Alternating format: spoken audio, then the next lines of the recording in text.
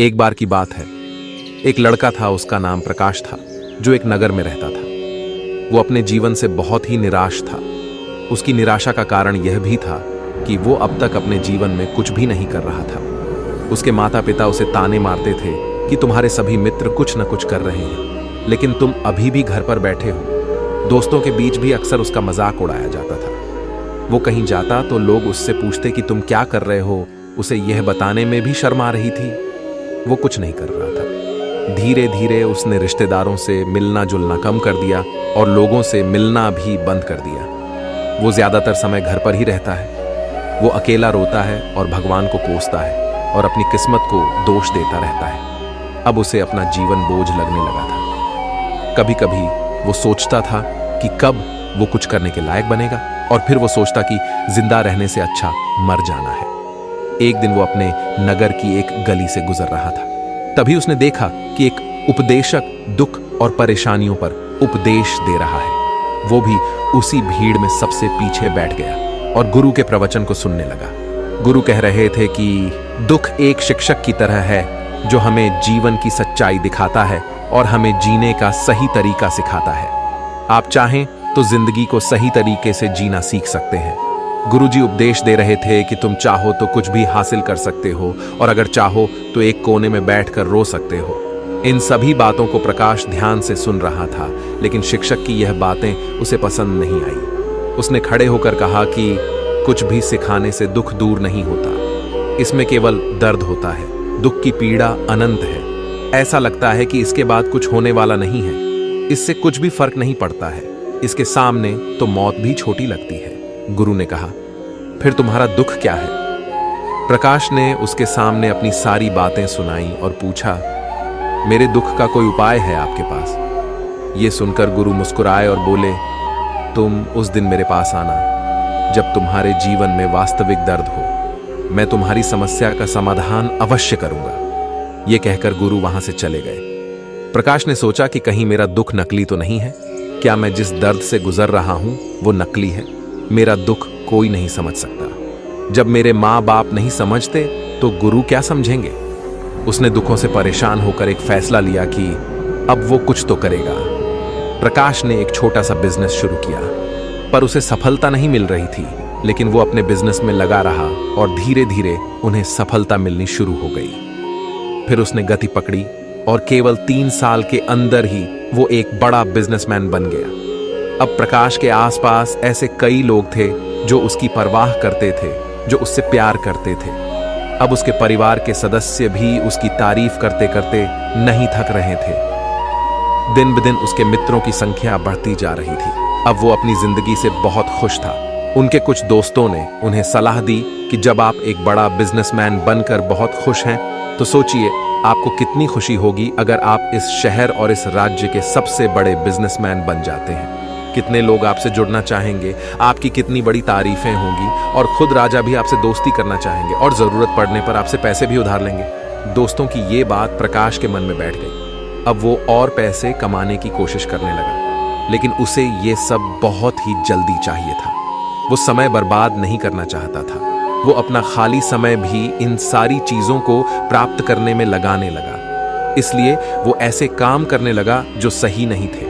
उसने बड़े बड़े उधार लेने शुरू कर दिए। वो ज्यादा पैसे कमाने की लालच में अपने माल में मिलावट करने लगा। उसने अन्य व्यापारियों के खिलाफ भी साजिश रची और उन्हें डराया धमकाया। जैसा उसके दोस्त कहते थे वो वैसा ही करता था। वो इन तरीकों से ज्यादा पैसा कमा रहा था, पर अब उसके जीवन में पहले जैसा चैन नहीं था। उसके मन की शांति धीरे धीरे गायब होने लगी थी और वो रात को ठीक से सो नहीं पाता था। वो हमेशा हंगामे में रहता था। वो सब कुछ पाकर भी उसे किसी चीज में सुख नहीं मिल रहा था। एक दिन प्रकाश अपनी गाड़ी में कहीं जा रहा था। तभी रास्ते में उन्हें वो गुरु का आश्रम दिखाई दिया। वो रुका और गुरु के पास जाकर बोला, संत, आपने मुझे अपने पास आने के लिए कहा था जब मेरे जीवन में सच्चा दुख आता है। अब मैं बहुत दुखी हूं कि मेरी नींद हराम हो गई है। मुझे कहीं भी शांति नहीं मिल रही है। इस प्रकार प्रकाश ने अपनी सारी समस्याएं गुरु को बता दी। तो गुरु ने कहा, जब तुम पहली बार मुझसे मिलने आए थे तब भी तुम किसी दुख में थे। तुमने उस दर्द से क्या सीखा? प्रकाश ने कहा कि सिर्फ सोचने और चिंता करने से कुछ नहीं होता, हमें उस पर अमल करना पड़ता है, और सिर्फ काम करने से कुछ नहीं होता, परिणाम भी मिलना चाहिए। जब आपको लगता है कि आपका लक्ष्य हासिल नहीं होने वाला, तब बीच में चाहे कितनी भी मुश्किलें आ जाएं, मन कितना भी निराश क्यों ना हो, कितना भी लगता हो कि अब कुछ नहीं होने वाला है, तब भी विश्वास करें, मैं जो भी कर रहा हूं उसमें अवश्य सफल होऊंगा। लोग केवल सफल लोगों का सम्मान करते हैं। कोई कितना भी अच्छा क्यों ना हो, वो हमेशा लोगों की नजरों में बोझ बना रहता है। ये सब सुनकर गुरु मुस्कुराए और बोले, जो तुम बता रहे हो वो तुम्हारा वास्तविक दुख नहीं है। जब अपने जीवन में वास्तविक दुख आए तब मेरे पास आना, मैं उसे ठीक कर दूंगा। प्रकाश ने जाते समय गुरु को सोने के सिक्कों से भरा घड़ा भेंट किया। घड़े को देखकर गुरु ने कहा कि यह मेरे किसी काम का नहीं है, उस पेड़ के नीचे खोद कर गाड़ दो। प्रकाश ने घड़े को पेड़ के नीचे दबा दिया, जैसा कि गुरु ने बताया, और वहां से चला गया। अब कुछ दिनों से कारोबार ठीक चल रहा था, लेकिन व्यापार के गलत तरीके के कारण धीरे धीरे उसे व्यापार में घाटा होने लगा। उसकी सारी दौलत धीरे धीरे खत्म होने लगी, और एक दिन ऐसा भी आया जब उसके पास कुछ भी नहीं बचा और उस पर कर्ज का बोझ चढ़ गया। परंतु वो निश्चिंत था, क्योंकि उसने अपना सारा कर्ज अपने दोस्तों से लिया था। उसने सोचा कि उसके दोस्त बुरे वक्त में उनके साथ खड़े रहेंगे, लेकिन वैसा कुछ नहीं हुआ। जैसे ही बुरा वक्त आया, उसके दोस्त पहले उससे कर्ज मांगने लगे।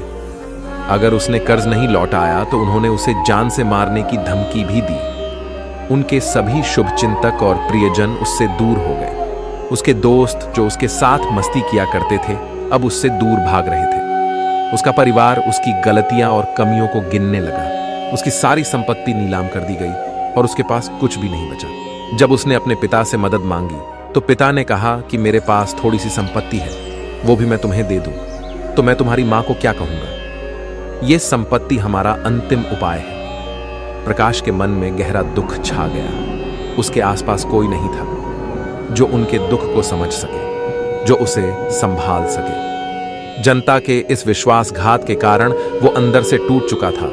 वो सोचने लगा कि अब जीने का क्या मतलब है, अब मौत ही मेरा सहारा है। वो आत्महत्या करने के लिए पहाड़ी पर जा रहा था।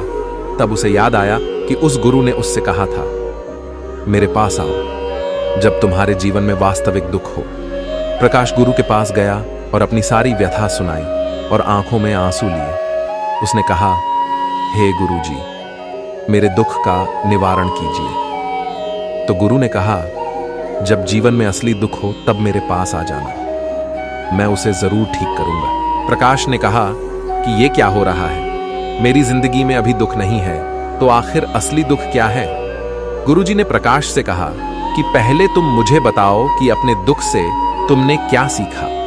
प्रकाश ने कहा कि मैंने ये सीखा कि जो लोग हमारे जीवन में आते हैं वो हमारी सफलता और प्रगति के कारण आते हैं, और वो हमें धोखा जरूर देंगे, क्योंकि बुरे समय में वो हमारे साथ नहीं खड़े होंगे। वो अच्छे समय में हमारा फायदा उठाएंगे और बुरे समय में हमें छोड़ देंगे।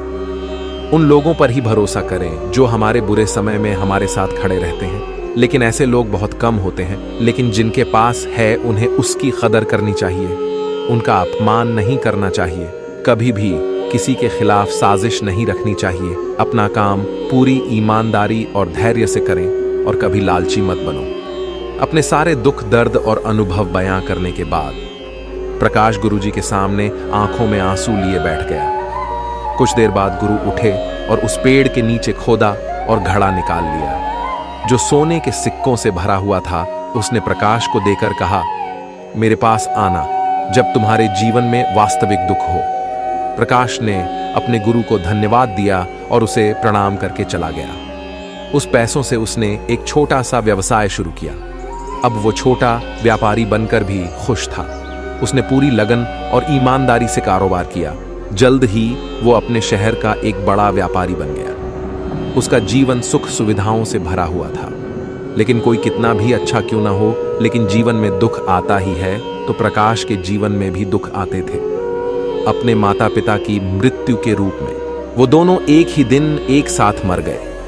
प्रकाश अपने माता पिता से बहुत प्यार करता था, इसलिए उनके मृत्यु से उन्हें गहरा सदमा लगा। वो शवों को लेकर गया और दोनों का श्मशान घाट में अंतिम संस्कार किया। वहां उसने अपने माता पिता का शव जलता हुआ देखा तो उसका मन बेचैन हो उठा और उसके मन में कई सवाल उठने लगे। वो घर वापस आ गया और उसने अपने माता पिता के घर और संपत्ति को देखा जिसके लिए उनके पिता हमेशा लड़ते रहते थे। आज वो सब कुछ वैसा ही छूटा पड़ा है। जिन्होंने इसकी देखभाल की, इसके लिए लड़े, वो आज इस दुनिया से चले गए। उसके पिता ने जो कुछ कमाया वो सब कुछ यहीं रह गया। एक दिन पहले तक उसके पिता मारपीट करते थे किसी के साथ उसकी संपत्ति के लिए। आज वो खुद इस दुनिया से चले गए। प्रकाश का मन ऐसे अनेक विचारों के बवंडर में था। वो अंदर से अकेला और डरा हुआ महसूस कर रहा था। वो खाली महसूस कर रहा था। उसे लगा कि कुछ है जो वो समझ नहीं पा रहा। इसलिए वो गुरु के पास चला गया। उसे देखकर गुरुजी ने कहा, क्या जीवन में कोई दुख है? प्रकाश ने कहा, वैसे तो जीवन में कोई दुख नहीं है, सब कुछ अच्छा चल रहा है, लेकिन आज मेरे माता पिता का देहांत हो गया। मैं इस घटना से बेहद दुखी और परेशान हूं। गुरुजी ने कहा, इसमें दुखी होने की क्या बात है? एक दिन सबके अपनों को मरना है। कोई न कभी जिया है और न कभी जिएगा। एक दिन तुझे भी मरना है। शायद तुम कल ही मर जाओगे या तुम आज भी मर सकते हो। प्रकाश ने कहा, क्या कह रहे हो गुरुजी? मैं भी मर जाऊंगा, लेकिन मैं तो अभी जवान हूं। गुरु ने कहा कि सब जी रहे हैं इस भ्रम में कि मृत्यु केवल दूसरों को आती है, बड़ों के पास ही आती है। लेकिन जवान और बूढ़े मर जाते हैं, बच्चे मर जाते हैं। मौत का उम्र से कोई लेना देना नहीं है। ये सभी को प्रभावित करता है। गुरुजी की ये बातें प्रकाश के मन में घर कर गईं और वो चुपचाप चला गया। लेकिन उसका मन अभी भी बेचैन था। वो खाली महसूस कर रहा था। वो सारा दिन अपने बारे में ही सोचता रहा कि वो कौन है, वो इस दुनिया में क्यों आया है, क्या जीवन का लक्ष्य केवल चीजों को खाना और मरना है?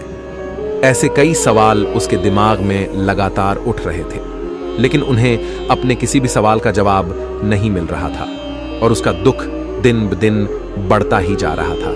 इसलिए कुछ दिन बाद वो फिर से गुरुजी के पास पहुंचा और बोला, हे स्वामी, मैं बहुत दुखी हूं क्योंकि मैं ये नहीं जान पा रहा हूं कि मैं कौन हूं और मैं इस दुनिया में क्यों आया हूं। ये सुनकर गुरुजी मुस्कुराए और बोले, आज तुम्हारे जीवन में पहली बार सच्चा दुख उत्पन्न हो गया है। ये वास्तव में दुख कहलाने के लायक है। हम नहीं जानते कि हम कौन हैं, हम क्यों आए हैं, क्या करें, कैसे करना है। प्रकाश ने अपने गुरु से कहा कि मेरी दुर्दशा दूर करो। गुरु ने कहा कि हम सभी इंसान हैं, जीवन भर संग्रह करते रहते हैं। प्रकाश ने कहा कि सभी इंसान जीवन भर धन, सम्मान, परिवार, प्रतिष्ठा, मित्र, शत्रु आदि जमा करता है। गुरु ने पूछा, क्या हम एकत्रित की गई चीजों में से कुछ भी अपने साथ ले जा सकते हैं? प्रकाश ने कहा, कोई भी इंसान अपने साथ कुछ भी नहीं ले जा सकता, वो सिर्फ अकेला ही जाता है। मेरे माता पिता भी अपने साथ कुछ भी नहीं लेकर गए, सब कुछ धन संपत्ति वैभव सब कुछ यहां पर छोड़कर गए। गुरु ने कहा, अब मेरी बात ध्यान से सुनो। इस संसार में हमें जो संग्रह करना चाहिए वो हम नहीं करते। चीजें हमारे सामने होती हैं, लेकिन हम उन्हें देखने की कोशिश नहीं करते। हमें इस दुनिया में जो कुछ भी इकट्ठा करना है वो हम खुद हैं।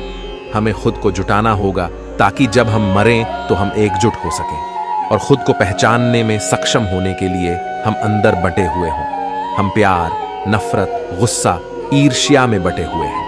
क्रूरता, धन, स्थिति, प्रतिष्ठा, सम्मान, पहचान, धर्म, जाति, सैकड़ों हजारों ऐसी चीजों और इच्छाओं में हम विभाजित हैं और टुकड़ों में जीवन जी रहे हैं। इस विभाजन के कारण हमारी चेतना कभी एक नहीं हो सकती।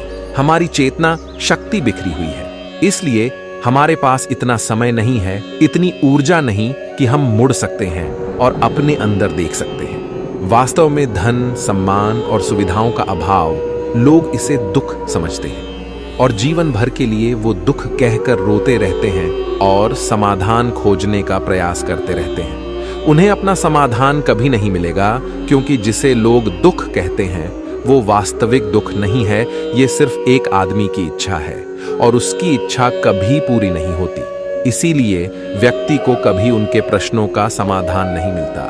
इसलिए इन सब से ऊपर, यदि आप अपने दुखों का अंतिम समाधान चाहते हैं तो सबसे पहले खुद को समेटो। इस दुनिया से अपनी ऊर्जा वापस ले लो और इकट्ठा करो। अपने आप पर ध्यान केंद्रित करो, स्वयं पर ध्यान दो। अपने मृत्यु से पहले अपने आप को जानने की कोशिश करो। बिखरो मत। प्रकाश ने कहा, तो गुरुजी, क्या हम इस संसार को छोड़ दें? हमारी सभी इच्छाओं को मार देना चाहिए। किसी से प्रेम नहीं करना चाहिए, धन संग्रह नहीं करना चाहिए, सम्मान की आशा छोड़ देनी चाहिए। गुरु ने कहा कि भावनाओं और इच्छाओं ऐसे बिखरे हुए मनुष्य में से निकल आओ। जैसे कोई पत्थर पहाड़ से गिरे तो उस पर पर्वत का कोई वश नहीं है सिवाय देखने के। वैसे ही परेशान होना और कुछ खोने से डरने वाले इंसान की इच्छाएं बेकाबू और दर्दनाक हैं। उसका अनियंत्रित मन इच्छा करता रहता है और कल्पना करता रहता है, और यही बात दुख देती है। लेकिन जब एक व्यक्ति अपने मन को एकत्र करता है तो वो जो कुछ भी करता है वो उसके नियंत्रण में होता है। फिर उसकी इच्छा से सारी इच्छाएं उत्पन्न होती हैं। प्रकाश ने कहा कि आपने मेरे असली दुख का समाधान कर दिया। आपका बहुत बहुत धन्यवाद। अब से मैं खुद को समेटने, खुद को तराशने की कोशिश करूंगा। गुरुजी ने कहा कि मानव शरीर में बहुत ऊर्जा और शक्ति है, लेकिन ये फालतू के कामों में बटा हुआ है, बेकार की बातों में लगा हुआ है। ये एक बहुत ही शक्तिशाली मशीन की तरह है।